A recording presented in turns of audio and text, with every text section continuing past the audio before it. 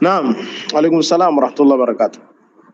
Akhi, maswali kama haya kwanza ni bora mtu kujiepusha nayo na kuyaweka katika akili. Maswali kama haya, pamoja na kwamba yapo yanaelezwa katika vitabu vya wanawachuoni.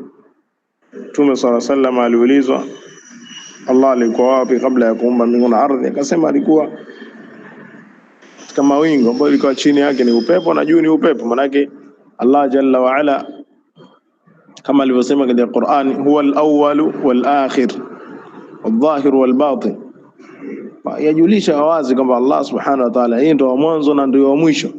Hakukuwa na chochote kabla ya Allah, wala Allah hana mwanzo, na Allah subhanahu wa ta'ala ndio wa mwisho, kama alivyosema Mtume sallallahu alayhi wasallam, anta al-awwal, katika dua zake alikuwa akimwomba Allah subhanahu wa ta'ala, anta al-awwal falaysa ba'daka shay, anta al-awwal falaysa qablaka shay, wewe ndio wa kwanza, hakukuwa na kabla yako chochote. Anta al-akhir falaysa ba'daka shay, na wewe ndio wa mwisho, hakuna baada yako chochote. Kadhalika Mtume sallallahu alaihi wasallam katika hadithi ya Imam al-Bukhari alivyosema Mtume sallallahu alaihi wasallam, kana Allah wa lam yakun shay'un ghayra, alikuwa Allah subhanahu wa ta'ala wala hakukuwa na chochote kabla yake. Kwa hadithi hii kwamba alikuwa wapi Allah subhanahu wa ta'ala kabla ya kuumba mbingu na ardhi, alishajibu swali hili Mtume sallallahu alaihi wasallam. Kwa hiyo ni bora zaidi masala kama haya kishapita katika akili, marudishe kwa mashekhe wajibu maswali haya.